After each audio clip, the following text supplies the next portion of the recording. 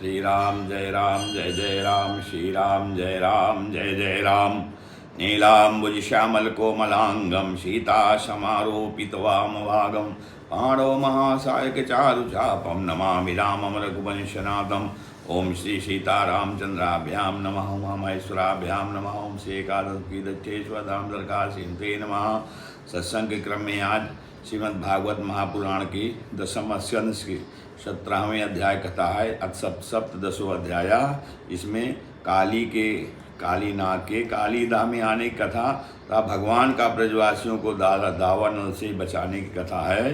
राजा परीक्षित ने पूछा श्री शिवदेव जी से कि नागालयम रमणकम कस्मात् तथ्याज कालियः कितम किम वासुपर्णस्य तेनैकेना समंजसम।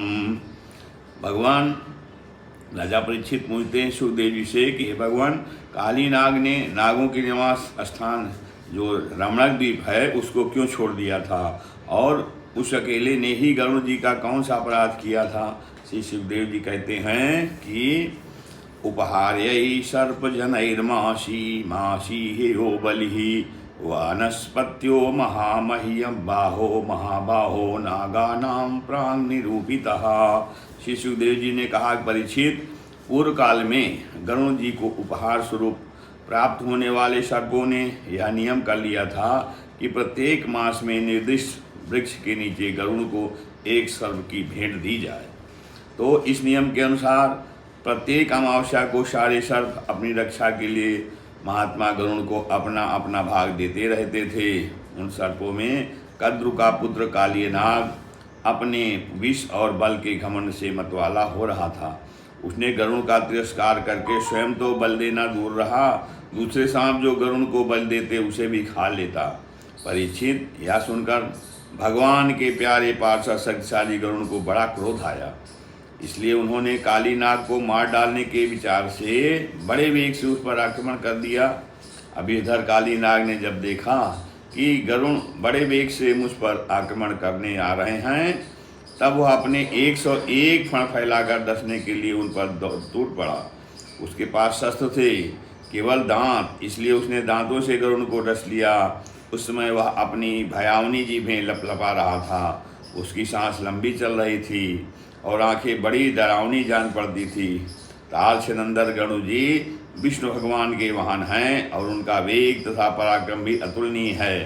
काली नाग की यह दिखाई देखकर उनका क्रोध और भी बढ़ गया तथा उन्होंने उसे अपने शरीर से झपट कर फेंक दिया एवं अपने सुनहले बाएं पंख से काली नाग पर बड़े जोर से प्रहार किया और फिर उनके पंख की चोट से काली नाग घायल हो गया। वह घबरा कर वहाँ से भागा और यमुना जी के कुंड में चला गया। यमुना जी का यह कुंड गरुड़ के लिए अगम्य था, साथ ही वह इतना गहरा था उसमें दूसरे लोग भी नहीं जा सकते थे। इसी स्थान पर एक दिन क्षुधातुर गरुड़ ने तपस्वी शोभर के मना करने पर भी अपने अभीष्ट भक्ष्य मत्स्य को बलपूर्वक पकड़कर खा लिया। तैत्रय कदा जलचरम गरुणो भक्ष्यमीश्रितम निवारिता सौभारिणा प्रसह्ये क्षुधितोपहारुद।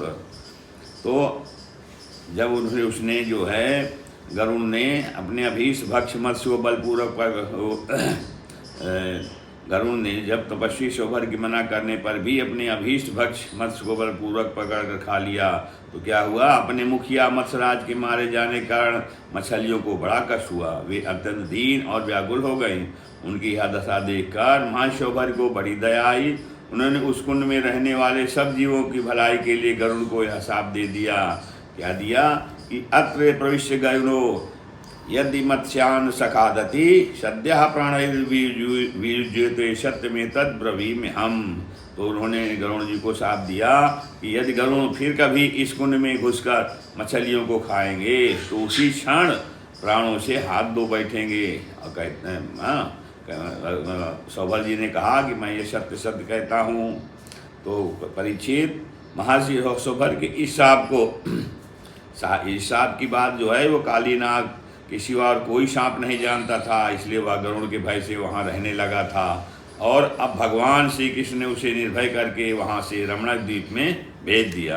परीक्षित, इधर भगवान श्री कृष्ण दिव्य माला, गंध, वस्त्र, महामूल्य मणि और सुमरमय आभूषणों से विभूषित हो उस कुंड से बाहर निकले। उनको देखकर सबके सब ब्रजवासी इस प्रकार उठ खड़े हुए जैसे प्राणों को पाकर इंद्रियां सचेत हो जाती हैं। सभी गोपों का हृदय आनंद से भर गया। वे बड़े प्रेम और प्रसन्नता से अपने कन्हैया को हृदय से लगाने लगे। परीक्षित, यशोदा रानी, रोहिणी जी, नंद बाबा, गोपी और गोप सभी श्री कृष्ण को पाकर सचेत हो गए। उनका मनोरथ सफल हो गया। बलराम जी तो भगवान का प्रभाव जानते ही थे। वे श्री कृष्ण को हृदय से लगाकर हंसने लगे। पर्वत, वृक्ष, गाय, बैल, बछड़े सबके सब आनंद मग्न हो गए। गोपों के कुलगुरु ब्राह्मणों ने अपनी पत्नियों के साथ नंद बाबा के पास आकर कहा, नंद जी, तुम्हारे बालक को काली नाग ने पकड़ लिया था, सो छूट कर आ गया। यह बड़े सौभाग्य की बात है। श्री कृष्ण के मृत्यु के मुख से लौट आने के उपलक्ष्य में तुम ब्राह्मणों को दान करो। परीक्षित, ब्राह्मणों की बात सुनकर नंद बाबा को बड़ी प्रसन्नता हुई। उन्होंने बहुत सा सोना और गवें ब्राह्मणों को दान दी। फिर परम सौभाग्यवती देवी यशोदा ने भी काल के गाल से बचे हुए अपने लाल को गोद में लेकर हृदय से चिपका लिया और उनकी आंखों से आनंद के आंसुओं की बूंदें बार बार टपकी पड़ती थी। फिर हे राजेंद्र, ब्रजवासी और गौवें सब बहुत ही थक गए थे। ऊपर से भूख प्यास भी लग रही थी, इसलिए उस रात वे ब्रज में नहीं गए। वहीं यमुना जी के तट पर सो रहे। गर्मी के दिन थे, उधर का वन सूख गया था। आधी रात के समय उसमें आग लग गई। उस आग ने सोए हुए ब्रजवासियों को चारों ओर से घेर लिया और वह उन्हें जलाने लगी। आग की आंच लगने पर ब्रजवासी घबराकर उठ खड़े हुए और लीला मनुष्य भगवान श्री कृष्ण की शरण में गए। कृष्ण कृष्ण महाभाग, हे राम मति राममित विक्रम, इस घोर तमो वही निस्तावकान ग्रस्ते ही नहा। उन्होंने कहा, प्यारे श्री कृष्ण, श्याम सुंदर, महाभाग्यवान बलराम, तुम दोनों का बल विक्रम अनंत है। देखो देखो, या भयंकर आग तुम्हारे सगे संबंधी हम स्वजनों को जलाना ही चाहती है और तुम में सब सामर्थ्य है। तुम हमारे सुहृद हो, इसलिए इस प्रलय की अपार आग से हमें बचाओ। प्रभो, हम मृत्यु से नहीं डरते, परंतु तुम्हारे अगुतो भय चरण कमल छोड़ने में हम असमर्थ हैं। भगवान अनंत हैं, वे अनंत शक्तियों को धारण करते हैं। उन जगदीश्वर भगवान श्री कृष्ण ने जब देखा कि मेरे स्वजन इस प्रकार व्याकुल हो रहे हैं, तब वे उस भयंकर आग को पी गए। इत श्रीमद्भागवते महापुराणे परमहंस्यां संहितायां दशमस्कन्धे पूर्वार्धे दावाग्निमोचनं नाम 17 श्री राम जय राम।